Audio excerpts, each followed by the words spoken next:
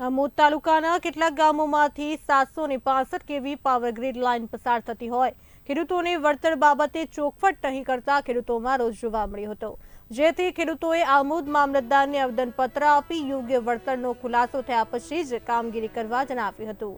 આમોદ તાલુકાના કેરવાડા, તણસા, સમિયાલા ગામના ખેડૂતોએ મામલતદાર કચેરીએ ભેગા મળી ખેડૂત એકતા જિંદાબાદના સૂત્રોચ્ચાર કરી આમોદ મામલતદાર વિનોદચંદ્ર જરીવાલાને આવેદનપત્ર આપ્યું હતું।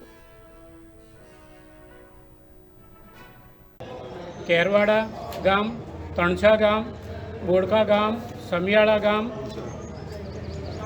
પુરસા ગામ આ બધા આમોદ તાલુકાના ગામ છે, જ્યાંથી 765 કેવી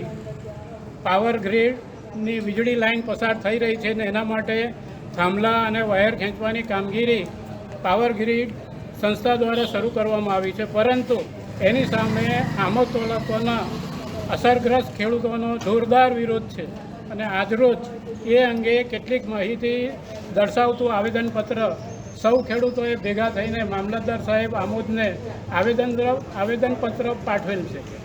આ આવેદનપત્રના મુખ્ય મુદ્દાઓ એ છે કે ખેડૂતોને જિંદગીભરની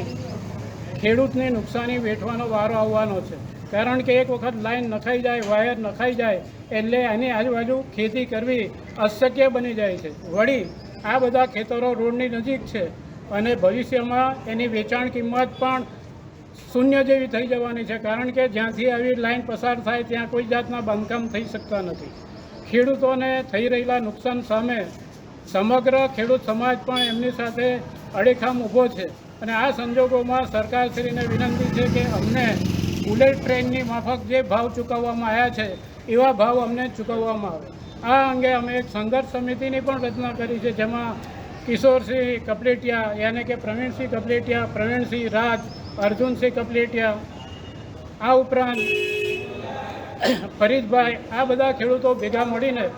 છેલ્લી મિનિટ સુધી લડત આપીશું।